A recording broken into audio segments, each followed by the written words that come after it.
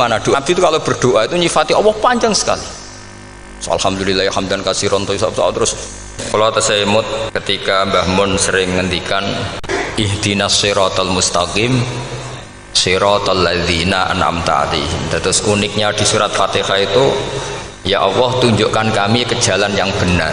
Itu bukan sirotoka jalan jenengan, tapi siratal ladzina an'amta 'alaihim.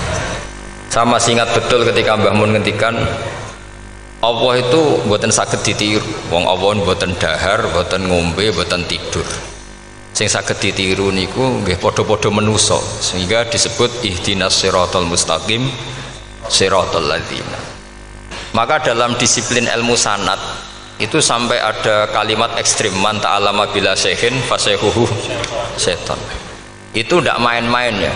Artinya ketika orang lain menuduh dunia kiai katanya terlalu kayak kerajaan kecil, santri tidak pernah ngeritik, itu keliru. Sebetulnya memang aturan ilmu itu diantaranya untuk ilmu agama itu harus pakai apa? Sanad. Bukti ini apa? Ihdinas siratal mustaqim siratal ladzina an'amta 'alaihim. Jadi untuk mengikuti jalan Allah niku harus mengikuti jalannya orang-orang yang telah engkau beri nikmat.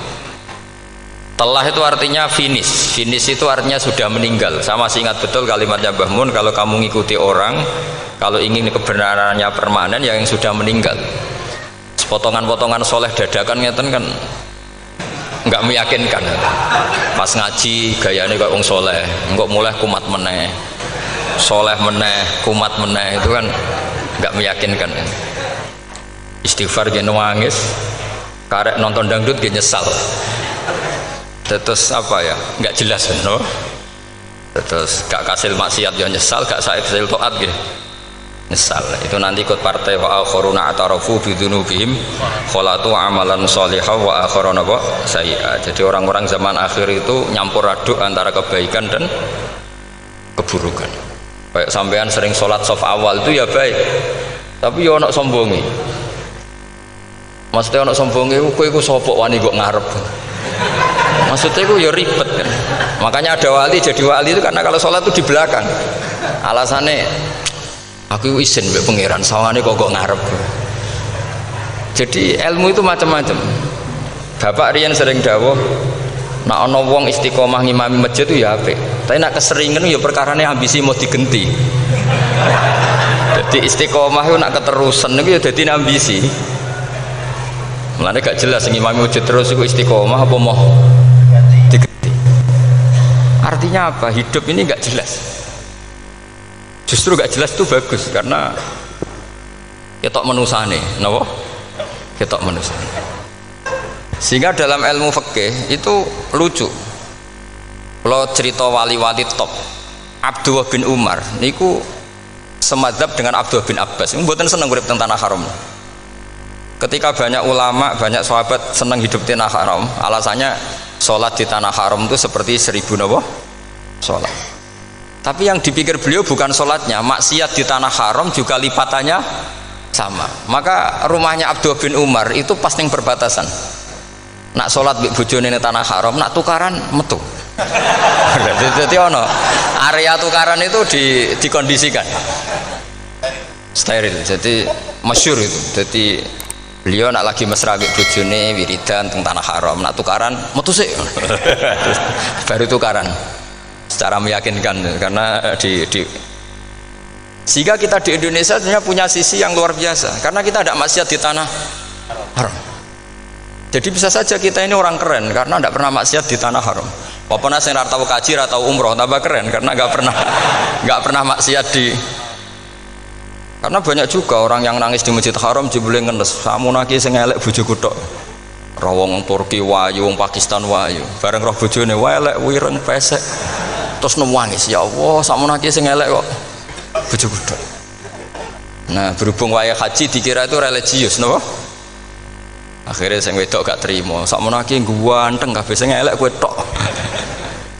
Makanya di haji itu pangeran nyindir faman faradha fihinnal hajja fala rafatha wala fusuqa wala jidala bil hajj. Itu pakai fi ku ing dalem. Jadi potensi maksiat kalau kaji itu fi.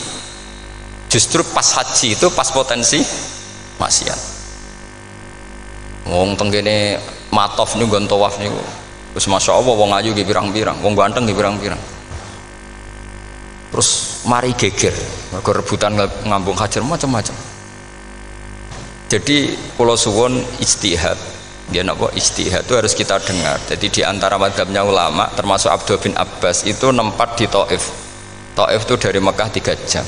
Alasannya nggak ingin kalau terjadi apa-apa di tanah apa haram. Kita tahu Ibnu Abbas itu mengalami konflik politik dengan Abdullah bin Zubair.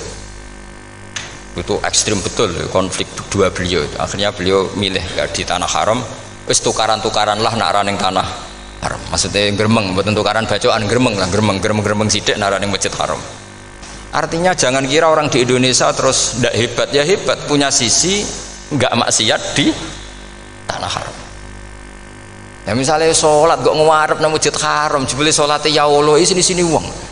Wis gak ngewarep ben paling afdol, jebule paling keliru coba. Mulai takbir yo keliru plus seudon. Haji Indonesia nu nak sofa walu niate rada elek. Sudah sih maca bismillah ta ora tau tak go ngarep gitu. Menurut kalau yang kesekian kali ditanya gitu. Dadi niate kok ngarep kepen ngetes sudah sih maca bismillah ta ora. Lho ngapa kowe ape salat apa ape seudon? Bantah-bantahan, aku krungu dhewe tau kok ngarep pancen ra maca. Sing kok guri ora maca tapi lonton ora caku kok ngarep ya kepen krungu nyatane ora. Jadi kok ngarep. Terus kedua niate iku balapan ngambung Hajar Aswad. Jadi salate kok ngarep. Sekali salam langsung melayu ngambung Hajar Aswad. Iku niat apik niat elek ra roh, tapi ndak semua yang di sofa wal itu niate baik. Tapi niat ndak baik itu kadang baik. Iku saking apikane pangeran. Kalau kenangan cerita dari Mbah Mun yang paling saya kenang itu gini, dulu ono santri nakal. Ya jadi ora dulu tok saiki luwih akeh, tapi sawangane cerita kan kudu dulu karena sejarah itu syaratnya harus diomongkan dulu. Jadi aku rada kecewa mbek sejarah itu dulu ono santri nakal, saiki luwih akeh. Niku kepengen nginceng ninge mergo ning wayu. Niku dhisik jarang ning sepedaan motor ngalor ngidul ning pasar Bangilan jarang. Dadi nek kepengen roh iku kudu dadi bakul banyu. Dados bakul banyu karena satu-satunya cara roh wong ayu kudu dadi bakul banyu nyamar. Bakul banyu ngisine ning jero jeding. Jadi kadang ya roh ninge rajil bapan macam-macam. Kiai ini wali tenan, bukan wali debutan, bukan wali senior, namun wali betul.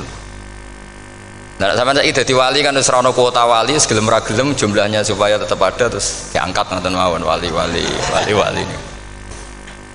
Ini bertahun-tahun. Kiai ini ngerti, seneng mergo digratisi, dikai rego murah. Kiai ini ngerti nek iku niate elek. Suatu saat gak ada perkembangan, santri ini paling gremeng karena gak direspon. Diceluk bagi Kiai ini. Kiai pentok anakku, nggih Yai. Kowe salat ning Masjid Haram saf awal 40 dina jamaah kok saf awal. Nggih Yai. Kok bar tak rabekno anakku. Nggih. Seneng salat. Hari pertama ya demi dapat istri, hari kedua terus suwe-suwe ku in ku nyaman. Betapa nikmatnya sujud, nikmati rukuk terus nyaman. Saking nyamannya ku berkebutuhan sholat di sofa wal. Bukan karena cewek tadi. Bareng hari ke-40 diparani mbek kiai ini. Aja mulai tak rabekno. Loh. Mboten saged, Mbah. Jare nek wis salat 40 dina tak rabek. Oh mboten, salat diterima untuk cawe tok, mboten. Mboten ngenyak uang sholat jadi mau dijoli. Jadi orang nggak bener itu kadang ya jadi bener. Jadi wali kadang daftarnya lewat bakul banyu, terus kadang rodok delok wong wedok sithik-sithik, tapi nak pangeran ngangkat kira kurang coro. Jadi wali can iki. Akhirnya kiai ini sing nangis. Cung gelem lek cok kamu ben mantu. Iki gak gelem tenan. Ngenyak uang sholat jadi mau dijoli. Oh itu luar biasa. Terus malah ini ngaji ya. Terus ngaji talqinu dzikri bahwa pada akhirnya sing paling dhuwur teng hadhihi dar la ilaha illallah. Nah saya punya trik, punya cara untuk sampean supaya la ilaha illallahnya itu sah dan meyakinkan. Nah, cara hakim itu sah dan kitab yang sering dibaca Mbah Mun diantaranya untuk kalimat itu kitab Zadul Ma'ad. Iku nak nerangno la ilaha illallah niku luar biasa. Itu kitab kesayangannya Sayyid Abdul Al-Haddad. Beliau ngendikan di antara kitab kesukaan beliau selain Ihya itu kitab Zadul Ma'ad. Itu beliau kalau ngendikan bihadihi, ya maksudnya bihadil kalimah ussisatis samawati wal ardu. Jadi langit bumi dibikin. Jadi beliau mulai berpikir pertama gini, surga dibikin dengan segala kemewahannya, itu bagi yang tasdek, liman saddaqa bila ilaha illallah wa liman amana bila ilaha illallah. Neraka yang dibikin sebegitu ekstrim sampai anak wong dicemplungno ngenteni 70 tahun lagi ceblok. Wah, itu ora kebayang carane gawe. Entakno bego kan itu. Jadi barang nak diceblokno ning neraka iku cebloke tok ngisor ngenteni pinten? 70 tahun. Makanya kemungkinan keluar dari neraka itu kecil. Nah, untuk syafaat itu kecil. Wong wis kira iso kebayang kan? Itu pun diciptakan untuk yang menolak dalil. Jadi surga dibikinnya lihadil kalimah, neraka dibikin juga lihadil kalimah. Jadi hadil kalimah itu mizan, ini ukuran.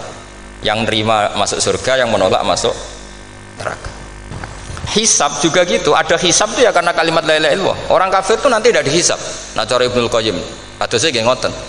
Ulaikal ladzina kafaru bi ayatina rabbihim wa liqaihi fahabitas a'maluhum fala nuqimu lahum yaumal qiyamati wasna. Ya lucu tuh, mosok Fir'aun dihisab. Kan sekarwan neraka kan. Jadi hisab itu nanti itu yang enggak jelas-jelas. Makanya sampean kudu hati-hati, itu potensi dihisab. Jadi yang jelas itu udah dihisab. Mosok kanjeng Nabi dihisab kan enggak mungkin. Nabi Ibrahim mosok dihisab. Fir'aun mosok di, karena yang jelas surganya tidak dihisab, yang jelas nerakanya juga enggak dihisab. Tapi nak sing pengajian yo teko, dangdutan yo teko lah ini yang ini yang itu. Ya itu hisab itu. Delok biskop yo bayar, mlebu masjid yo bayar. Cuma ada biskop 10.000, nak ning masjid 2.000. Itu ya hisab itu nanti. Jadi orang kafir yang karuan kafirnya itu istilah Quran fala nuqimu lahum yaumal qiyamati wasna. Nah, artinya ada hisab juga tolak ukurnya la ilaha illallah. Terus wabihadil kalimah bu isatir rasul, karena kalimat ini rasul diutus untuk melatih la ilaha illallah. Jadi kalimat ini luar biasa. Tapi setelah jadi tahlil terus yang mau coba ngantuk, terus jumlahnya kakean kan, terus akhirnya gak sakral. Akhirnya la ilaha dikomentari suwi temen. Pemenang nak sing mimpin tahlil wong tuwek terkenal suwi, lagi tahlil dipimpin mbah niki sing mburi mesti sambat wah suwi mesti. itu kriminal kita, itu kesalahan kita. Kalimat yang harusnya jadi tolok ukur surga neraka itu ukurannya kalimat itu, kemudian kita nganggap kalimat itu sebagai kalimat yang apa? Problem. Itu aja sampai ya. Makanya kalau suwon sing mimpin tahlil aja suwi-suwi lah. Istilah ilal ping 3 hadir terus bar. Niku semua ijazatnya hanya 3 kali itu kok udah dipirang-pirang niku. Tapi nak la ilaha illallah tolong gak hadir ya tak baleni neh dadi 6. Kok gak hadir jebule ping 1000 pun ndak hadir. Ini yang masalah. Terus kula waca ndak ini supaya sampean ngerti kalimat itu menjadi kualitasnya bagus ndak itu karena cara pandang. Itu tadi kalau sampean mikir surga dibikin semewah itu dengan fasilitas bidadari secantik itu, semuanya kelas A, itu ya bagi yang menerima la ilaha illallah. Neraka dibikin se ekstrim itu juga bagi yang nolak. Jadi ini kalimat pembeda, makanya kalimat haqqin 'alaiha nahya wa 'alaiha namun. Terus wa biha wa 'alaiha ini jazaa kene usume usum. Wa biha wa 'alaiha. Tren ini kene wa 'alaiha wa biha. Wa biha apa wa 'alaiha? Enggak yang di sini umumnya, Pak. 'Alaiha nahya wa 'alaiha namut. Wa 'alaiha wa biha. Wa 'alaiha wa biha. Oh berarti orang jelas prinsipnya, gak jelas. Jadi kalau suwon Mbah Mun sepuh-sepuh niku fi akhiri hayati nu sering maos talqinu zikri, karena memang beliau ingin di akhir hayatnya juga kita semua nanti di akhir hayatnya semuanya min ahli la ilaha illallah Muhammadur Rasulullah. Dan itu dimulai dari sesuatu yang sangat-sangat ilmiah. Yaitu tadi dimulai kenapa surga dibikin untuk sing iman la ilaha illallah. Kenapa neraka dibikin untuk yang menolak la ilaha illallah. Kemudian Rasul diutus untuk melatih la ilaha illallah. Nanti ada azab ya karena menolak la ilaha illallah. Ada maghfirah karena yang terima la ilaha illallah. Makanya istighfar, kalau cara oleh istihad, niku istighfar itu setelah la ilaha illallah cara kalau oleh istihad. Di beberapa Indonesia itu thariqah punya istighfar dulu baru la ilaha illallah. Tapi banyak ulama yang berpendapat dibalik. la ilaha illallah dulu baru. Karena istighfar itu didengar Allah itu setelah tauhidnya benar. Ini cara madzhabnya Abul Hasan apa?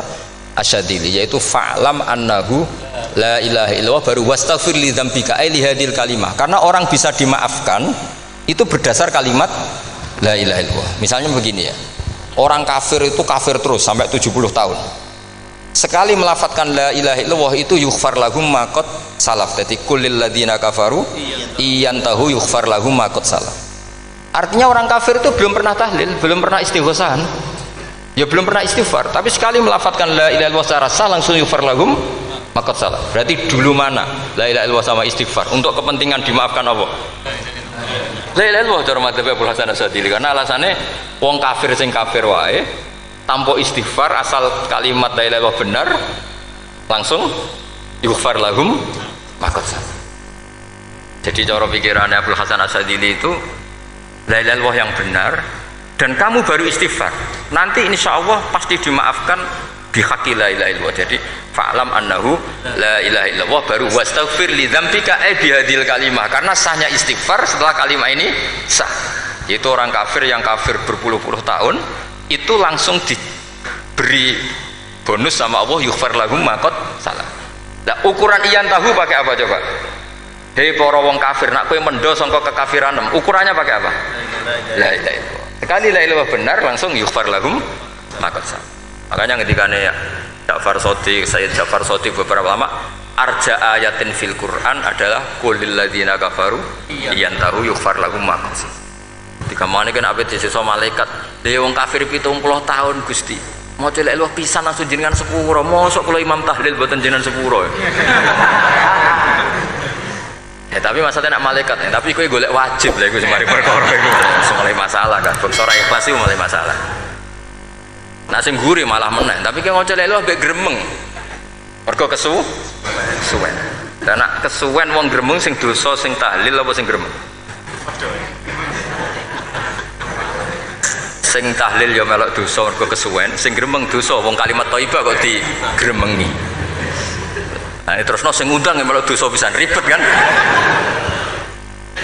Ya ora ono fikih ngono ya ora ono. Maksudnya kula cerita daripada rawan dosa ya mendingan la ilaha illallah sing ora gremeng. Carane piye? Sing mimpin ya sing fasih sing cepet. Yen insyaallah. Oh teng desa kula anggere muni tahlil ben Gus bakso nang kabeh, mesti cepet, dijamin mesti cepet. Kula sering ngomong, aku cepet lah luwih mandi sing suwi. Mergo suwi mari dosa gremeng lho, perkara kok. Nah kiai-kiai kan do sungkan mek kula. Nah teng adat masyarakat kan nggih sampai Gus sampai anak kiai kan sungkan dadi kiai-kiai sing tua-tua akhirnya melok cepet. Dan ini harus dielmoni. Saya ulang lagi ya. Sebetulnya dalam thariqah Syadziliyah itu la ilaha illallah dulu baru istighfar. Alasannya apa? Sikhatul istighfar itu ba'da sikhati la ilaha illallah. Jadi dia bawa nggih qulil ladzina kafaru iyantahu yughfar lahum ma qad salaf. Saiki intiha anil kufri, berhenti kekafiran dengan kalimat apa? La ilaha illallah. Itu langsung yughfar lahum ma qad salaf. Dan Allah ngendikan fa'alam annahu la ilaha illallah baru wastaghfir lidzam ai bihadil kalimah. Artinya gini, bisa saja istighfar kita itu tidak didengar Allah karena tauhid kita tidak pernah benar. Mau ngelafat notok tapi tauhidnya tidak benar. Maka terus dibutuhkan latihan-latihan dari ahlul ilmi, misalnya kayak Imam Sanusi, kayak Imam Asy'ari, itu pelatihan-pelatihan la ilaha illallah dengan pemaknaan yang luar biasa. Misalnya begini, ambil saja la ilaha illallah itu dengan makna seperti ini. Tidak ada sesuatu yang maujud kecuali disebabkan oleh yang super maujud. Alam raya ini, langit bumi ini kadung berstatus maujud. Kan nggak mungkin yang maujud diciptakan yang tiada. Nak ngono mau hadhil maujudat khalaqaha wajibul wujud. Lah wajibul wujud ini yang bernama Allah Subhanahu wa ta'ala. Maka kualitas Anda iman tuh lebih tinggi. Selama ini kan enggak. Orang no pangeran kecuali Allah. Terus Allah itu yang siapa? Ya Allah yang siapa itu harus kamu berani mensifati. Allah belum pernah menceritakan dirinya di Quran kecuali beliau dia mensifati zatnya. Saya adalah sing khalaqas samawati wal ardh misalnya. Saya adalah zat yang begini. Karena itu dengan cara itu bisa dikenali. Ya, dengan cara itu bisa kenali. Makanya Allah itu harus kita kenali, yaitu lewat ma'rifatullah. Ibadah tertinggi adalah ma'rifatullah. Ya caranya ma'rifat tadi dimulai, gak mungkin alam raya ini kemudian diciptakan oleh al-adam, sesuatu yang tidak ada. Pasti yang namanya maujudat diciptakan yang maujud. Karena maujud ini maujud pencipta harus super. Lah super itu bahasa Arabnya wajibul wujud.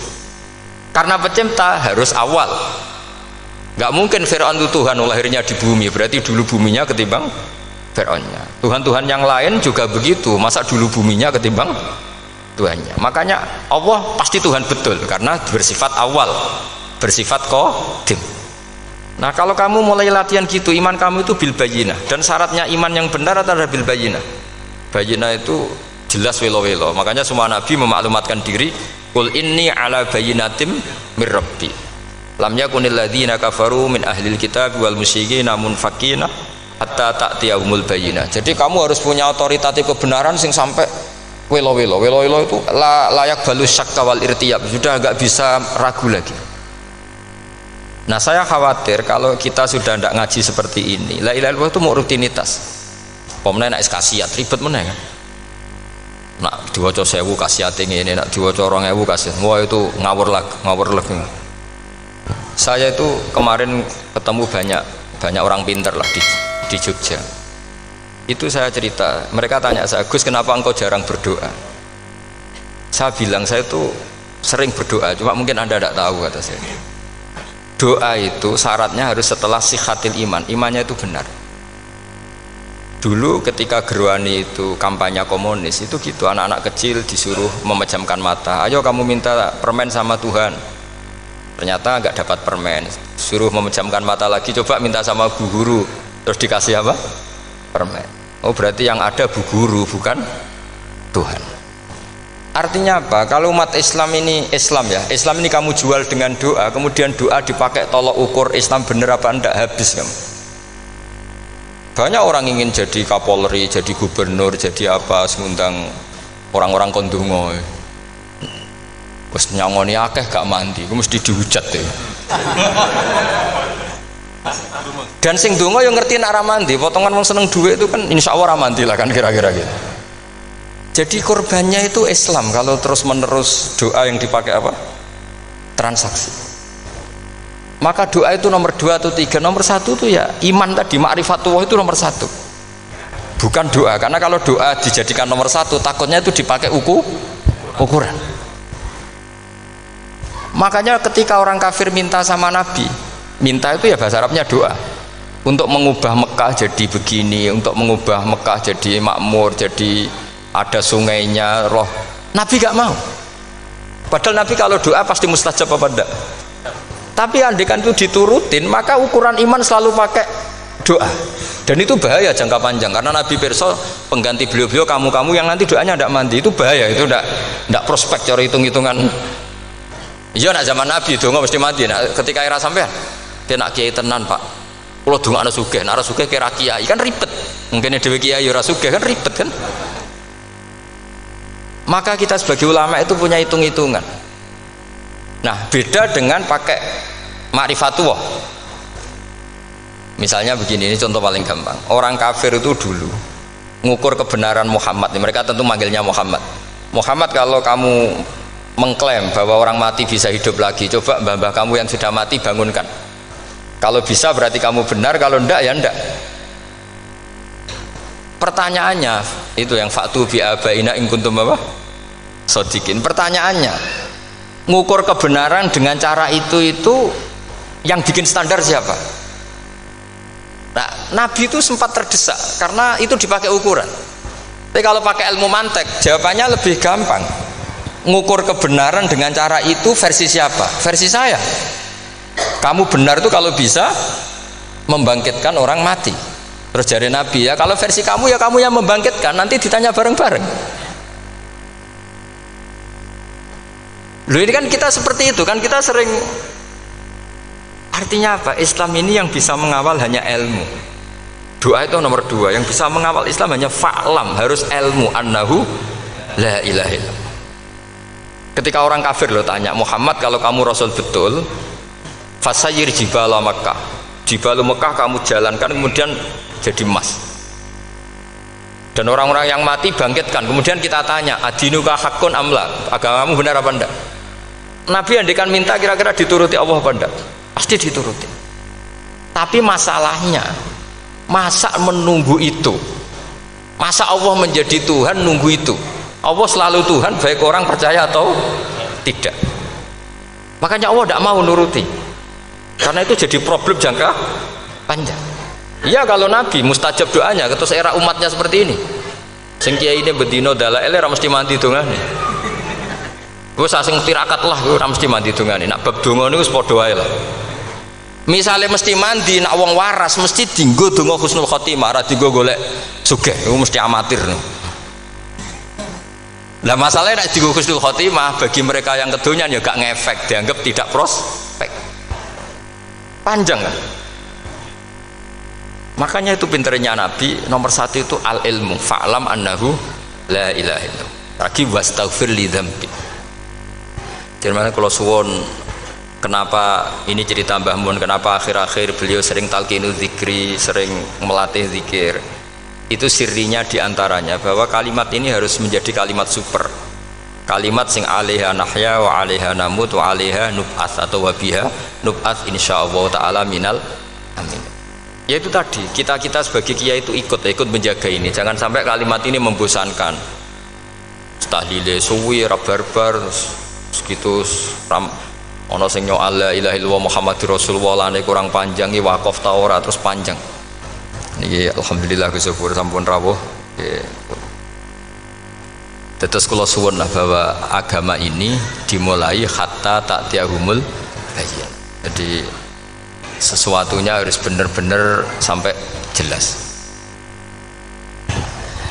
Jadi kalau terusakan nggih, terus orientasi para ulama dulu itu cara menerangkan la ilaha illallah itu sampai difahami an bayyinatin. Makanya semua nabi memaklumatkan diri kul inni ala bayyinatin mir rabbi. Sampai di situ. Dan semua cerita-cerita di tafsir Jalalain di apa-apa itu ukuran kebenaran itu lam yakunil ladzina kafaru min ahlil kitab wal musyrikin namun fakina hatta ta'tiyahumul bayyinah. Monggo. Maka semua kita itu harus punya kecakapan untuk merangkai dalil. Kula gadah pengalaman saking kitab-kitab turos, kitab-kitab dulu. Itu ketika beberapa ulama ditanya imanul muqallid, imannya orang yang monggo Pak Fatah. Teng mriki mawon jejer kula. Kula cerita sedikit. Dulu ketika ulama-ulama dulu berdebat tentang apakah imanul muqallid, imannya orang yang tidak bisa berargumentasi tentang Tuhan itu diterima apa enggak? Rata-rata ahli sunnah bilang diterima, tapi tetap dengan catatan itu potensi goyah. Idzkullu man qallada fit tauhidi imanuhu lam yakhlu min tardidi. Tapi ternyata ulama-ulama itu prakteknya juga mengajari masyarakat supaya ada sedikit dalil atau kepastian logika. Masyhur itu ulama dulu ketika tanya orang-orang Arab, orang-orang desa, ya Arabi, bima arafta rabbak. Kamu kok tahu kalau Tuhan itu ada, itu gimana? Jawabannya mereka meyakinkan. Al-ba'ratu tadullu alal ba'ir wa atharul aqdam yadullu alal masir. Ana tletonge sapi ya mesti ana sapine. Ana atharul aqdam, artinya ana tipake wong liwat ya mesti ana sing liwat. Sehingga itu sudah dianggap cukup kalau ada makhluk ya ada khalik. Artinya terus menjadi gampang ketika Allah ngendikan misalnya am khuliqu min ghairi syai'in. Mosok hadhil makhluqat sing maujudat kemudian khalaqahal adam. Itu kan enggak ketemu akal. Maka termasuk kekaguman saya sama kitab Fathul Bari sarahnya Bukhari itu ngendikane wahada sing inda ahlil mantak yusama iltidzadan aklian, bahwa agama ini harus ada kenyamanan secara akal. Kalau Nabi membahasakan wajadah halawatal apa? Iman. Iman yang manis itu misalnya kita profesor, kita ilmuwan, kita seorang yang top, yang paling cerdas di dunia. Kemudian kamu secara agama didogma oleh pimpinan agama kamu. Kebetulan pimpinan agama kamu misalnya komunis. Terus diberi ajaran misalnya hadhil maujudat khalaqahal adam, yang maujud ini diciptakan ketiadaan. Kan mungkin profesor lah mesti stres, piye wong Adam kok ciri utama ketiadaan ya layu asiru saya tidak ngefek. Bandingkan dengan misalnya kita goblok lah, petani lah, wong paling goblok lah misalnya diajari bumi ki ana mbah wonten, terus sing gawe bumi ana ya ana, wong barange ana kok sing gawe ra ana. Lebih gampang. Lah itu cara Fathul Bari. Hadaddin itu mudah sekali, sahlah qoriba. Kalau dalam baca Said Abdul Haddad itu hadil kalimah sahlah qoriba. Sahlah qoriba itu enak difahami karena ya sudahlah, kalau hadil maujudat ya khalaqahal maujud. Berhubung maujud ini maujud khaliq ya wajibul wujud, kira-kira maujud super lah atau kausa prima atau apa. Jadi segampang itu ulama menerangkan tauhid. Nah khawatir saya kalau penjelasan seperti ini sudah hilang, terus wow, wong takok kasihate, nak maca sakmene paket ngene, nak sakmene paket ngene. Lah anak ramadi terus mental, jute la ilaha illallah yo ngobos. Nah ini kan jadi tersangka. Makanya saya tadi bilang, saya berkali-kali saya belajar tauhid, belajar ilmu mantek, itu kepentingan saya hanya satu, supaya orang familiar dengan logika la ilaha illallah. Yaitu tadi mulai yang pelatihan kelas ringan, yaitu tadi al-ba'ratu tadullu alal ba'ir wa atharul aqdam yadullu alal masir, sampai pelatihan yang agak berat, tapi sebenarnya tidak berat-berat banget.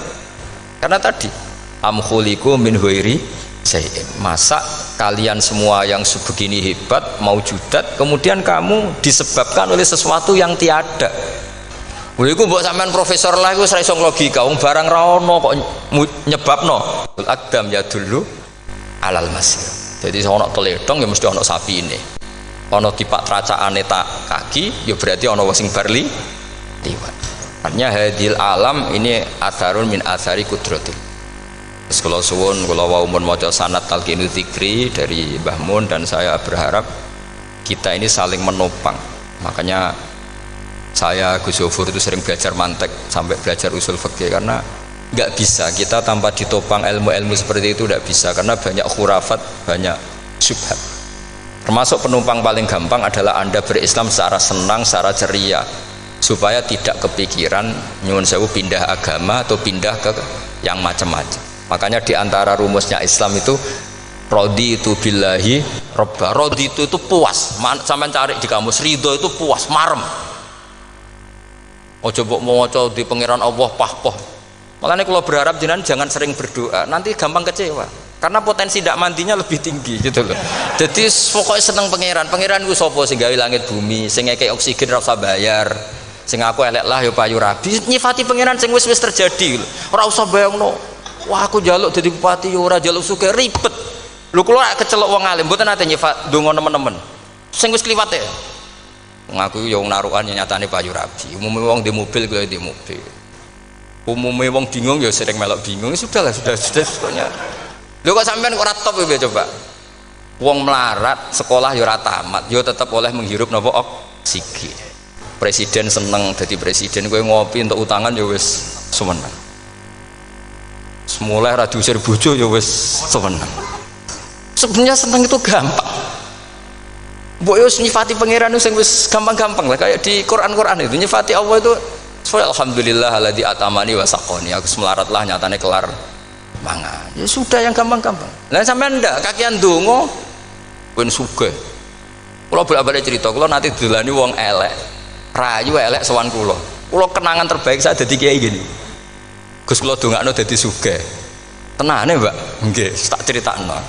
Nak bojomu iku sugih. Sing pertama ditoto apa? Omah Gus ya, omah ditoto. Suwe-suwe mobil ditoto Alphard. Terakhir sing dievaluasi ku sampeyan.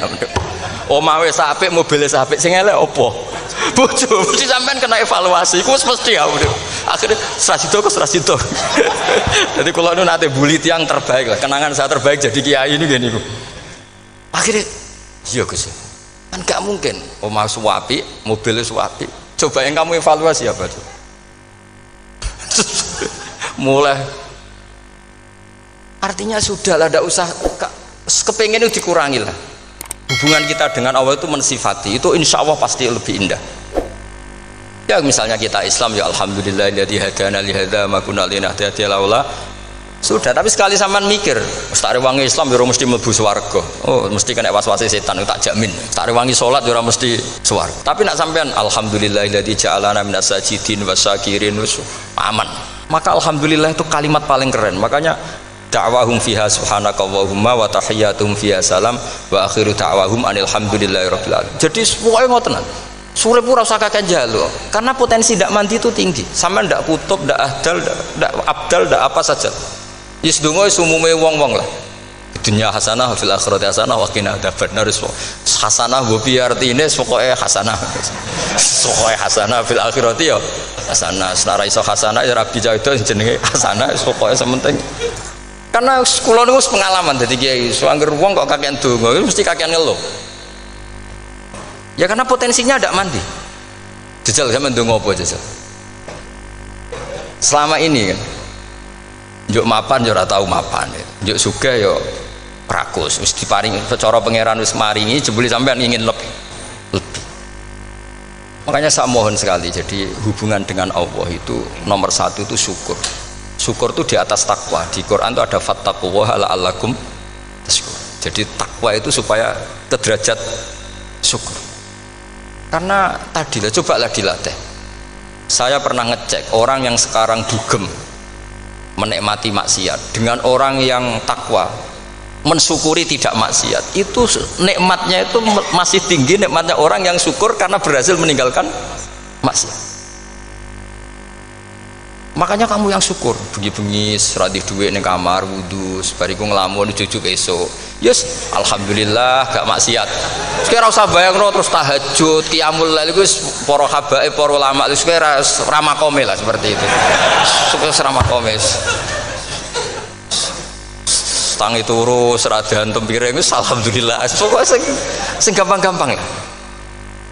Dan itu memang ajarannya Nabi. Jadi Nabi itu kalau bikin ajaran itu orang sing asbaha aminan fi sirbi sesuai mu'afan fi badani indahu kutu yaumi faka annama khizat lahu dunya bi hadafiriha. Jadi bayangkan hidup man asbaha aminan fi sirbi ngontrak ya ora diusir sing di omah, kumpul mertua ya ora diusir mertua, kumpul bojo ora diusir bojo, aminan fi sirbi mu'afan fi jasadis urip nak guyu do banter wis bengak-bengok indahu kutu yaumi dina iku iso mangan iku fakaan nama khizat lahu dunya bi khadafiri anggap ae kowe itu sak donya.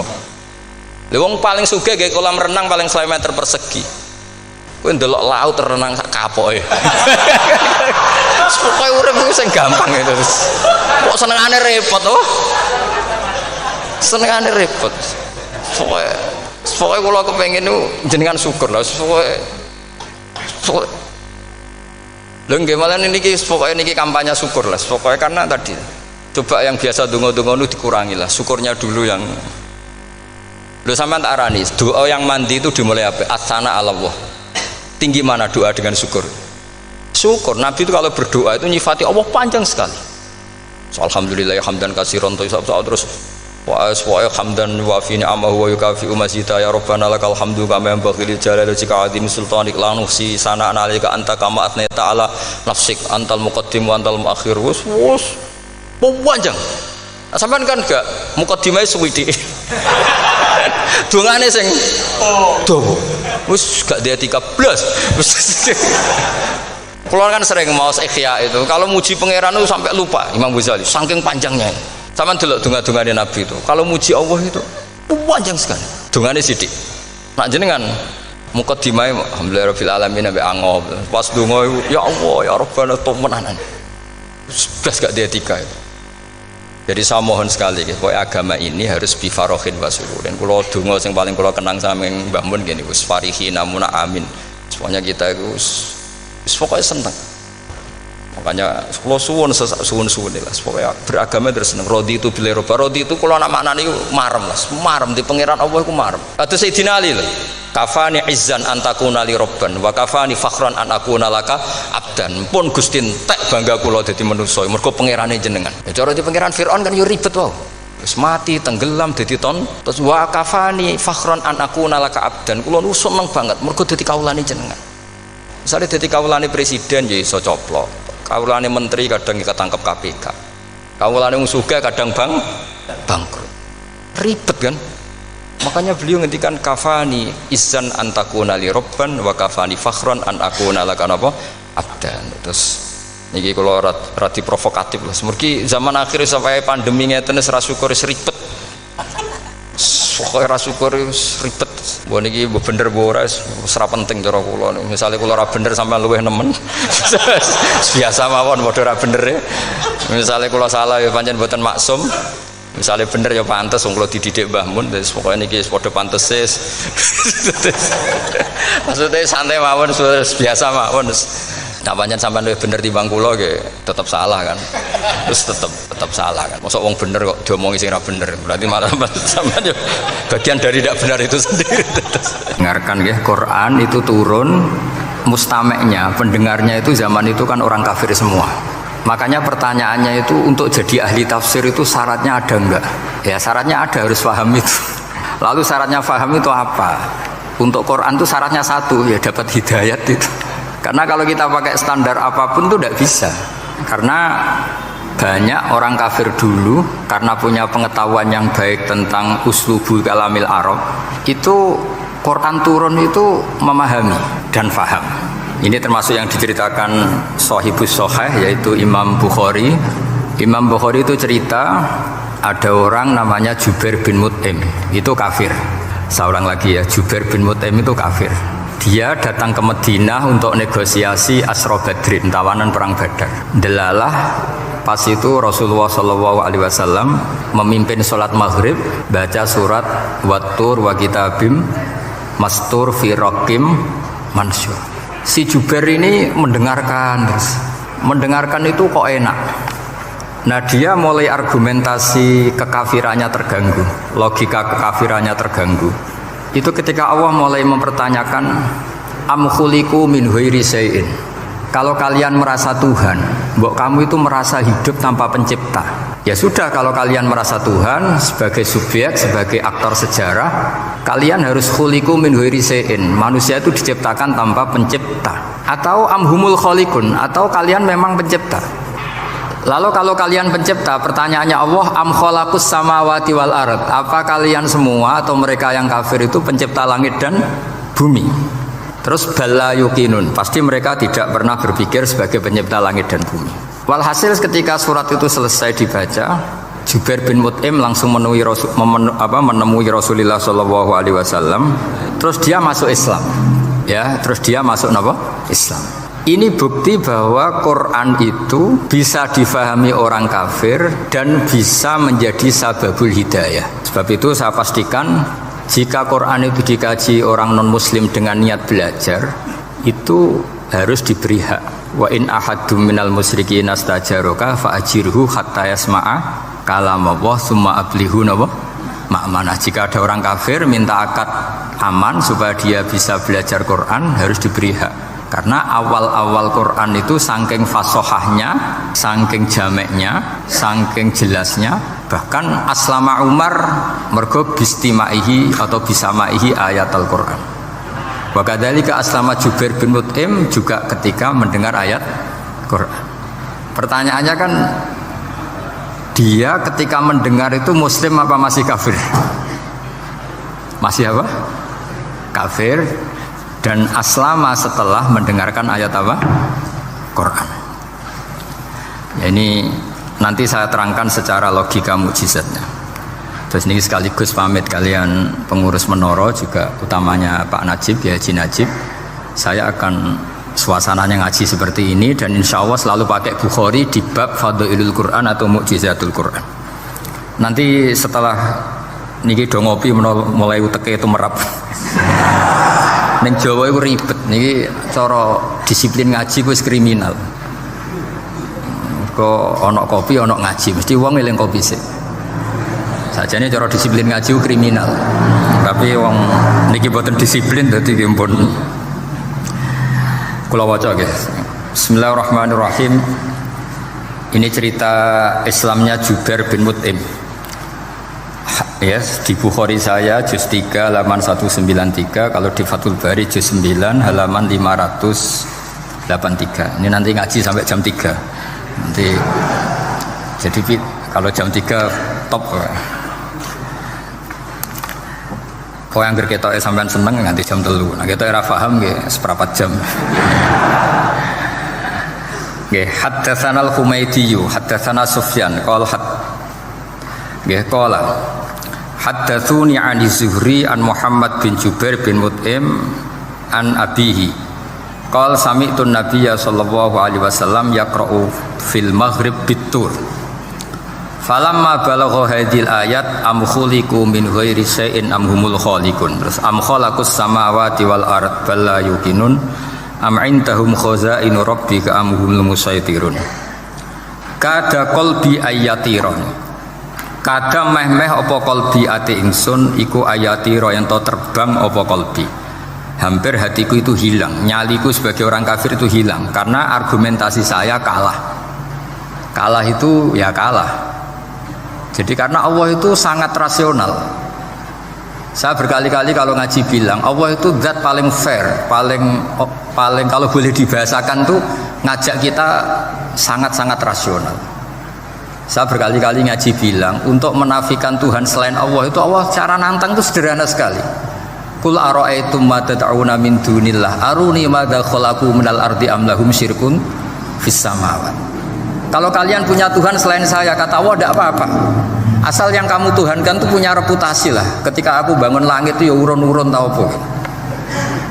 Melok gawe langit ora, urun semen ora, kok melok jadi pangeran piye. Jadi aruni.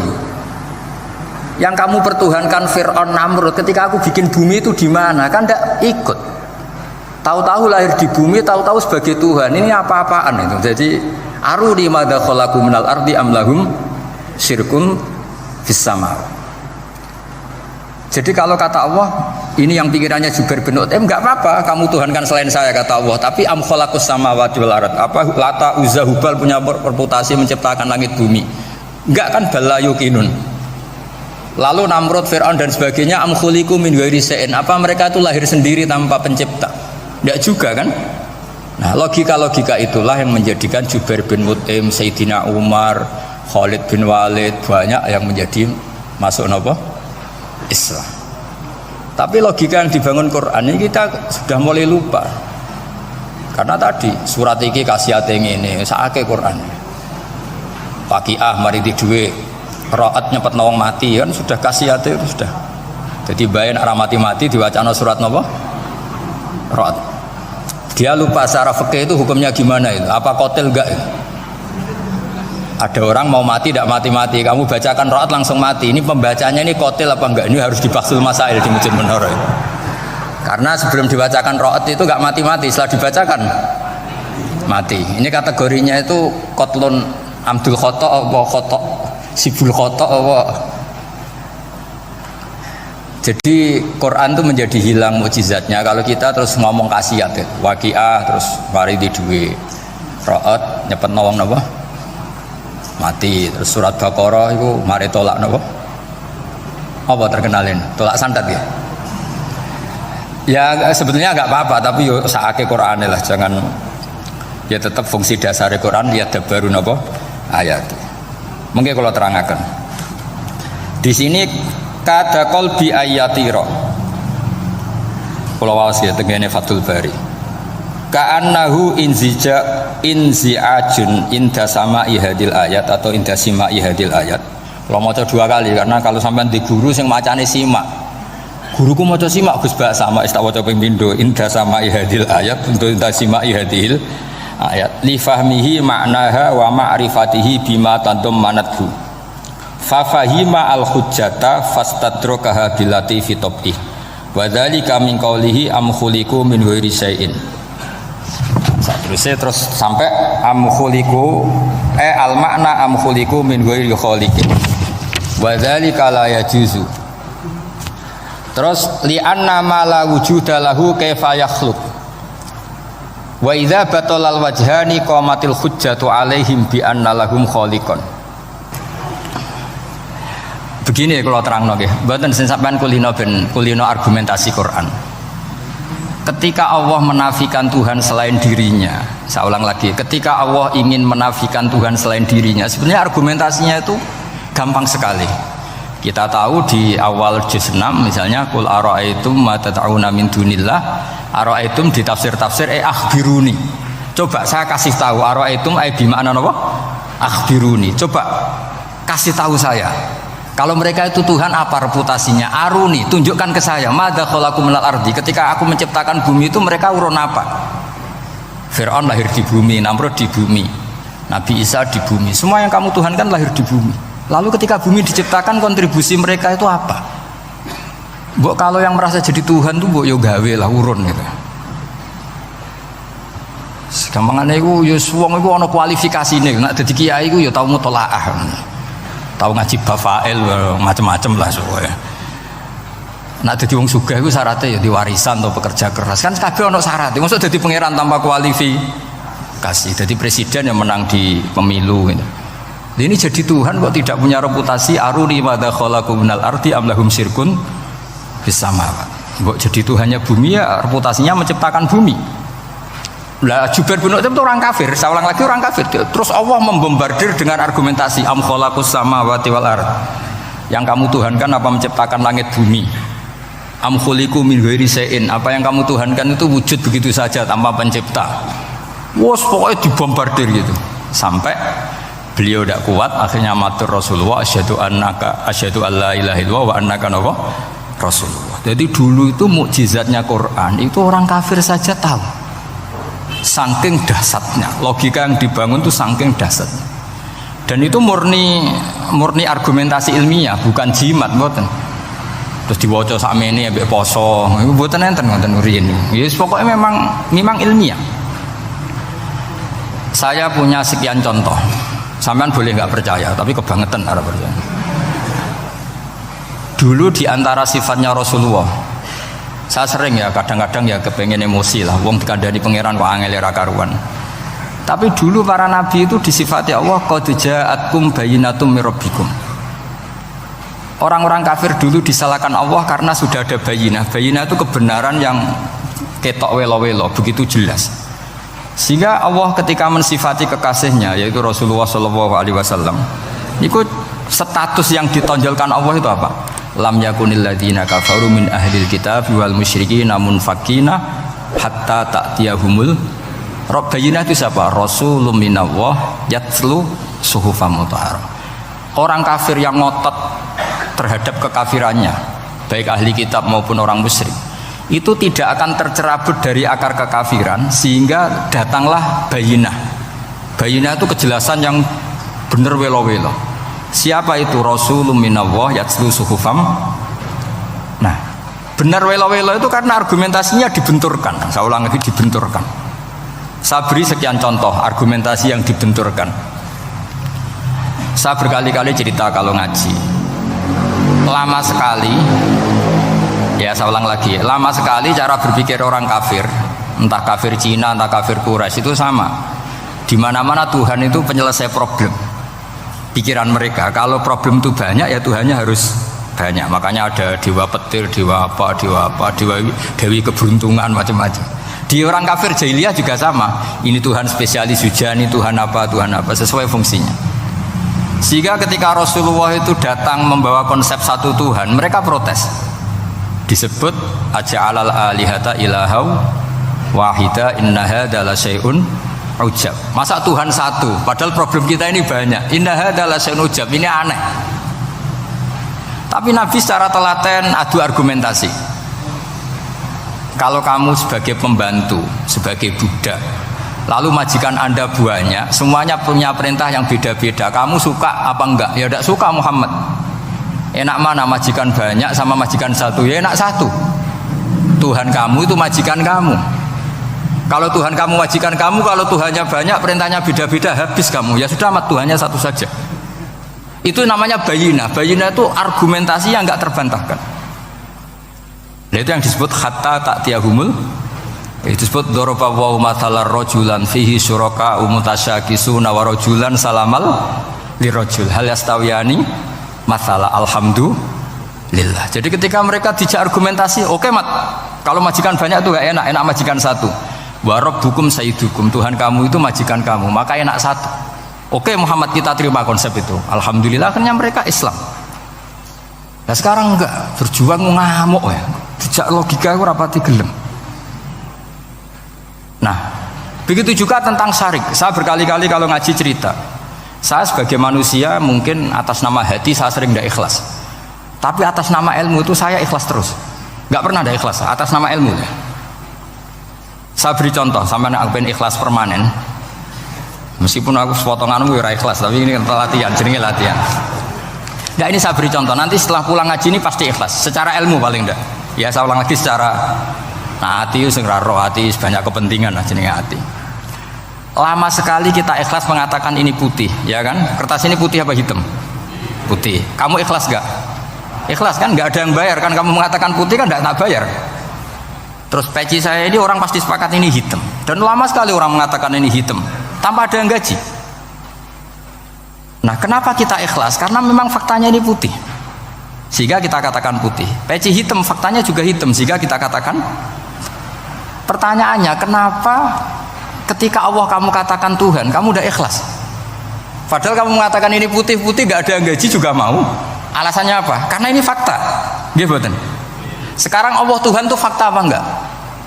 Fakta. Loh kenapa untuk mengatakan Allah Tuhan kamu nunggu opah? Loh itu ngawur tau cara ilmu. Boten ngawur boten. Ngawur kan? Harusnya kalau mengatakan fakta itu yang ikhlas. Putih kita katakan putih, hitam kita katakan hitam, meskipun nggak ada yang bayar. Nah itu ilmu. Maka kalau kita dengan ilmu nyembah Allah mesti ikhlas. Ya Allah memang kau Tuhan ya tak sembah. Atas nama ilmu loh, saya ulang lagi, atas nama. Tapi kalau atas nama hati, Gusti nggih nyembah lah Gusti nyuwun opah lah kula ini kan. Maksudnya ku yo piye dadi ribet. Makanya di bab fakta itu Allah ngendikan waman azlamu mimman abadani li jannatin aw narin laulam akhluq jannatan wala naron alam akun ahlan al-ta'ah.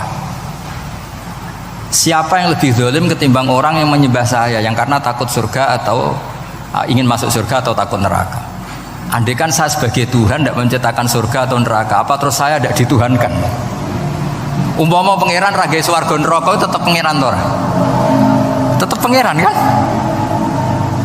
Jadi ilmu itu beda dengan rasa. Ilmu itu pasti objektif. Nah, dulu saya ulang lagi, orang kafir itu dijak begitu itu mau. Sehingga ketika mereka Islam hari pertama saat itu juga langsung ikhlas karena logikanya permanen. Saya beri contoh. Orang kafir itu kan pernah nganggap fungsi Lata, Uzza, Hubal, Manat itu setingkat sama Allah. Padahal mereka oleh mereka dianggap syarik, dianggap setara, dianggap mitra, dianggap sederajat dengan Allah. Sehingga mereka diceritakan Allah balhum qaumu ya'dilun. Mereka komunitas kaum yang menyamakan selain Allah dengan Allah. Padahal gak mungkin kan, selain Allah setara dengan Allah kan gak mungkin. Iku dulu lan nerangno kangelane sak boleh. Cara gurune kuwi. Tapi gurune Kanjeng Nabi Muhammad sallallahu alaihi wasallam. Iku nerangkan sekali itu orang kafir paham semua dan semuanya masuk Islam. Itu hebatnya bayinah hatta ta'tiyahumul bayin. Nabi cara nerangkan diajari Allah begini. Misalnya saya kerja keras, kemudian beli Innova. Ya atau adol warisan beli Innova. Kemungkinannya kan kerja keras atau warisan. Utawa ngerayu mertua kelar tuku Innova, kemungkinan itu. Sing rada dake itu jalur pintas ngerayu mertua. Lewat bojone maksudnya. Semacam-macam lah. Apapun itu ciri khas pemilik itu nggak ingin orang lain itu setara dengan dia. Kue kerja keras nabung puluhan tahun beli Innova, kemudian teman kamu udah ikut beli, cara menguasai Innova itu sama dengan kamu. Nak nyiler atau pamit atau bensin ini sak enak ide. Kue mangkel gak kira-kira? Kamu punya rumah, sono wong mlebu slonang-slonong kayak pemilik, kamu mangkel tak? Mangkel. Nah, Allah cara membuat tamsil itu ya begitu. Halakum mimma malakat aimanukum min syuraka'a fi ma razaqnakum fa antum fihi sawa takhafunahum ka khifatikum anfusakum. Coba kalau kamu punya barang, kata Allah, kamu punya barang, punya sesuatu dan itu milik kamu karena kamu yang beli. Kemudian ada orang lain yang cara memilikinya sama dengan kamu. Mau enggak kamu seperti itu? Ya tidak mau Muhammad, ini milik saya, kok ada orang lain yang merasa setara dengan saya, tidak mau saya. Kalau orang lain mau pinjem ya harus ngemis-ngemis lah, harus dodok-dodok. Ya seperti itu Allah itu bumi itu yang menciptakan Allah sendiri. Kemudian kamu menyertakan orang yang tidak ikut menciptakan setara dengan Allah. Ini apa-apaan? Oke mat, kalau gitu Allah la syarikalah. Jadi itu tamsil apa? Saya ulang lagi ya, kalau kamu beli Innova, mau nggak ada orang lain yang cara menguasai Innova itu setara dengan kamu? Mau nggak? Nggak mau kan? Bahkan istri saja nak nganggo kudu pamit. Nak lagi nengan, arawan nengan ya oleh. Tapi apapun itu kan tetap saja harus pamit, harus prosedur. Namanya tidak ikut punya. Nah itu kemampuan ini yang mulai hilang di umat Rasulullah. Jadi Nabi itu punya fatona. Fatona itu kecerdasan untuk memberi penjelasan. Disebut orang kafir itu tidak akan infikak, tercerabut dari cara berpikir mereka. Munfakin hatta ta'tiyahumul.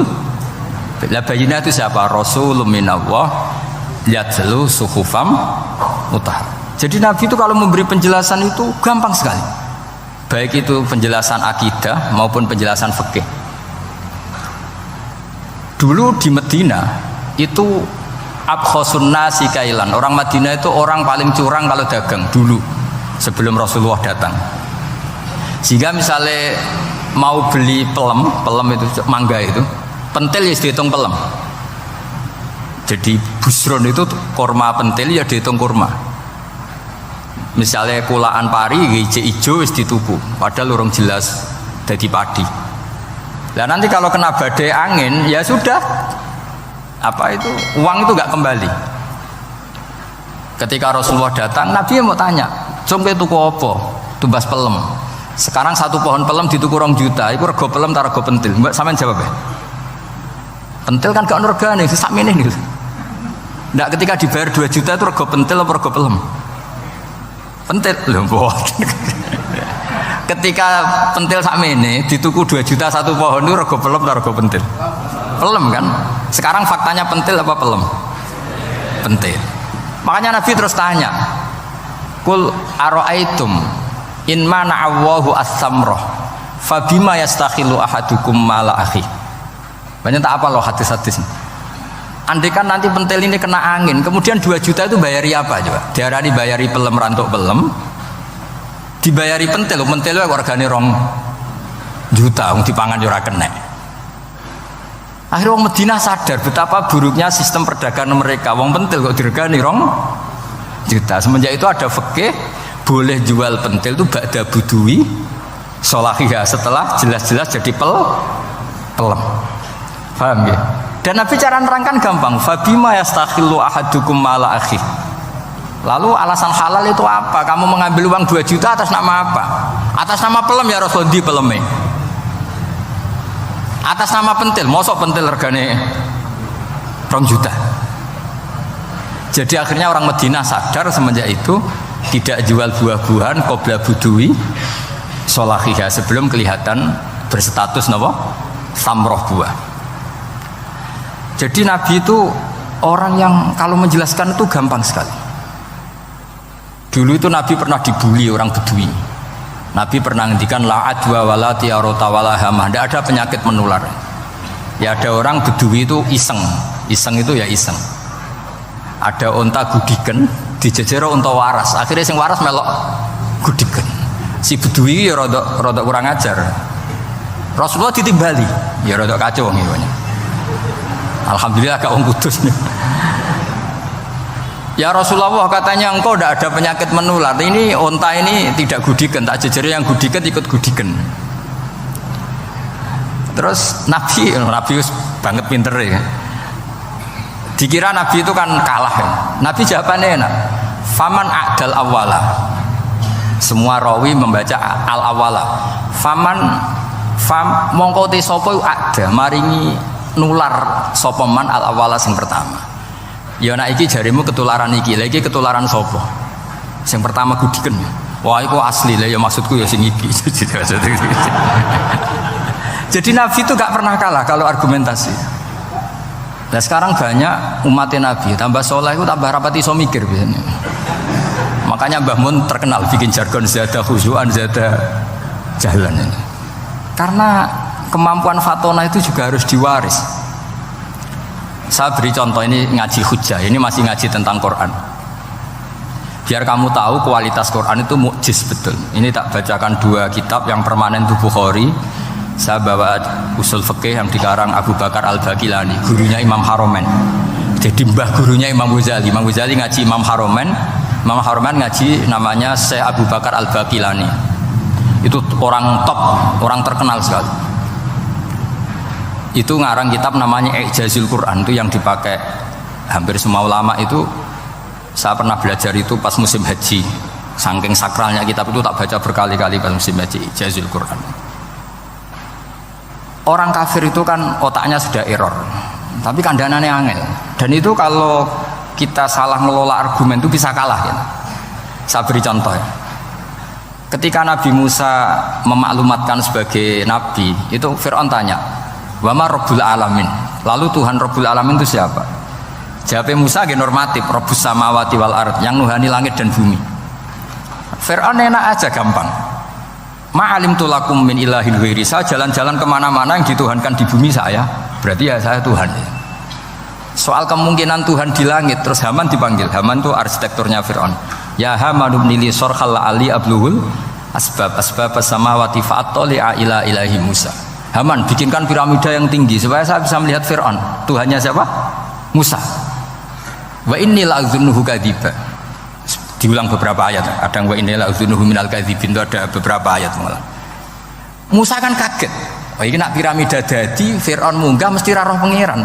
Wong sing aku nabi ora tau roh langsung pomene santri ta barang ora roh. Jadi kan Fir'aun Musa akhirnya bingung. Lagi misalnya munggah tenan mesti ra roh Allah, padahal kata Musa, kata siapa Fir'aun? Ibnili sorkhal ali ablul asbab samawati fa'attali'a ila ilahi Musa. Kemudian saya bisa melihat Tuhannya siapa? Musa. Wah jare Musa, wah prono iki nak munggah tenan tetep ora roh Allah, jare Allah gak ono. Wong Firaun wis kadung geblek. Angger gak roh berarti gak ono.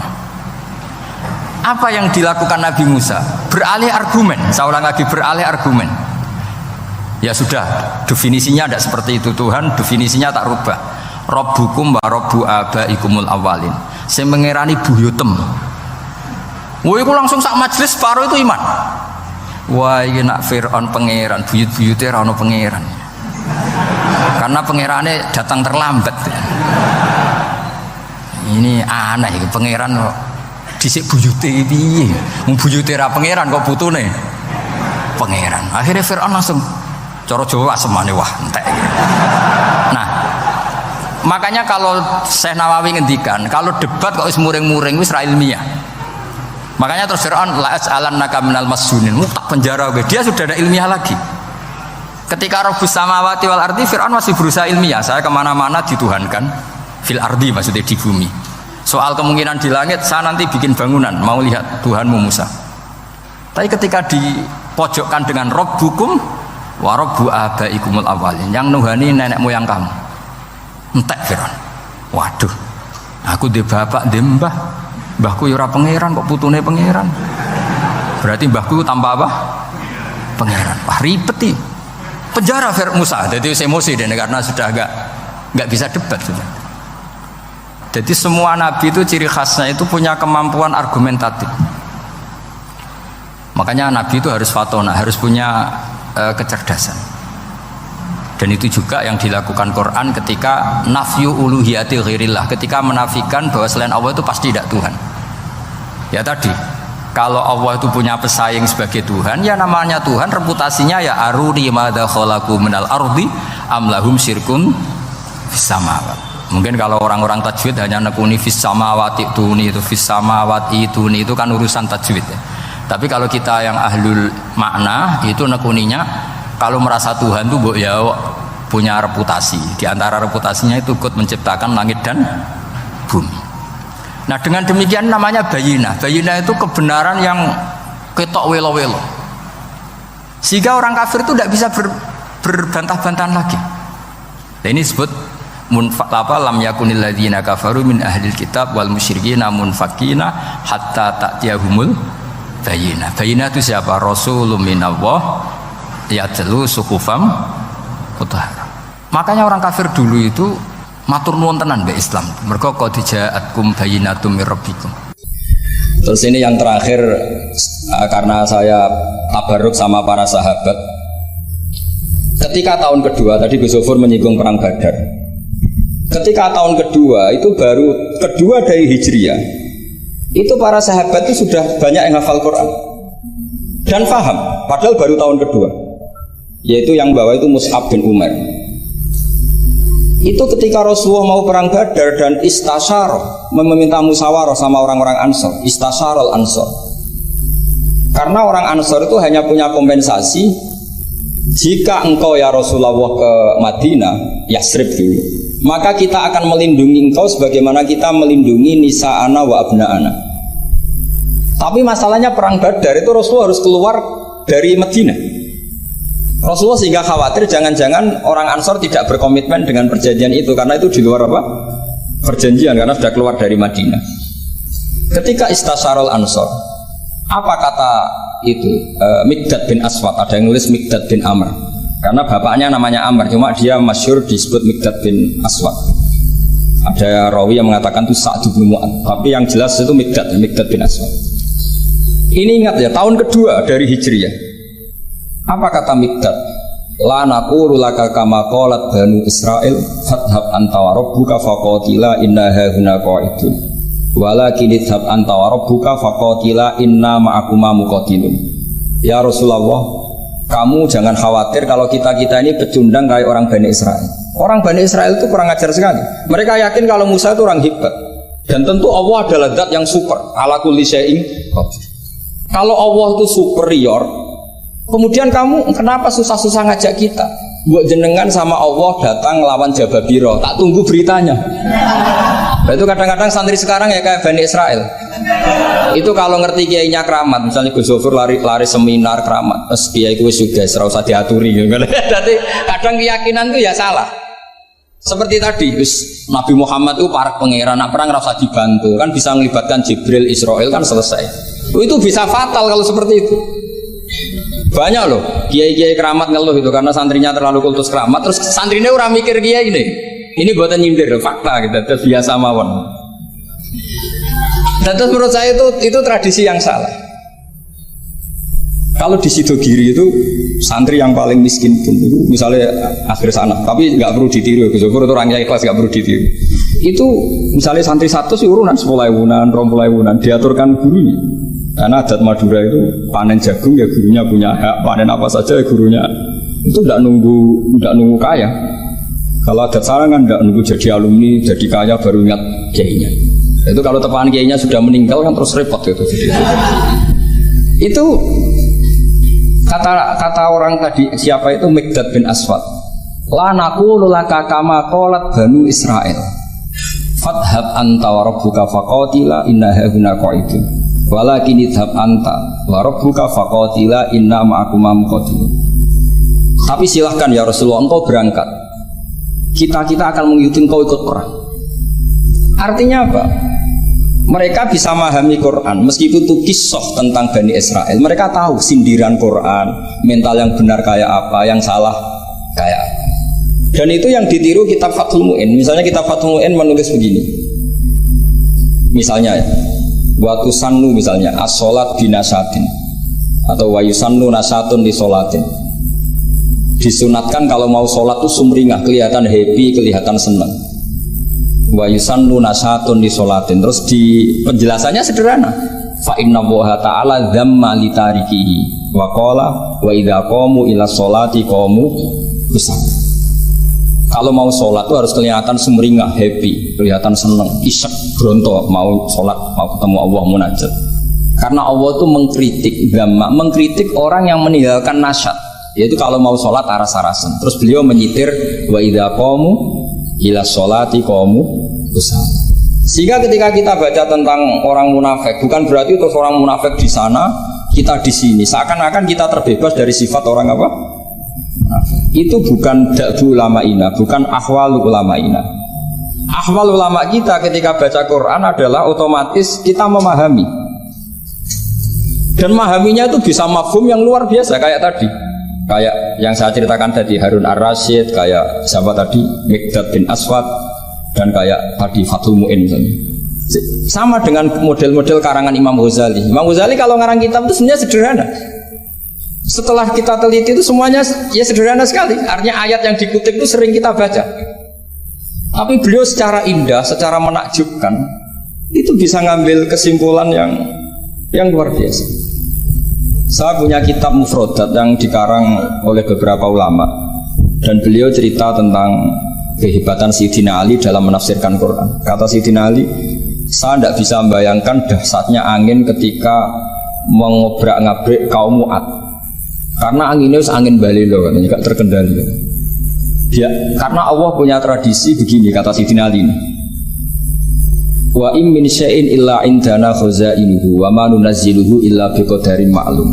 Segala sesuatu itu terukur dan saya turunkan juga dengan ukuran yang pas, biqadarin ma'lum. Tapi ketika Allah mensifati angin yang untuk kaum Ad disebut birihin sorsorin atiyah. Atiyah maknanya balelo, pakai tak. Ya, pakai tak. Terus yang sebagian ayat tentang Nabi Nuh. Inna lamma taghal ma'u hamalnakum fil jariyah. Togho itu maknanya lacut. Jadi air sudah gak terkendali, kayak di luar kendali malaikat. Sudah togho, sudah balelo. Saking balelonya yang main hantam saja, kata Sayyidina Ali. Sehingga dua ayat ini menunjukkan betapa dahsyatnya banjir karena diredaksikan toghal ma. Begitu juga betapa dahsyatnya angin karena disebut birihin sorsorin atiyah. Jadi yang namanya atiyah itu pakai to, ini ain to ya, ini yang pakai apa? Ain alif ta. Jadi dari mufrodat ini kelihatan bahwa benar-benar dahsyat. Karena Allah punya adat segalanya terukur. Ternyata di situ disebut toghornya semuanya sudah keluar dari apa? Ukuran. Saya kira demikian. Assalamualaikum.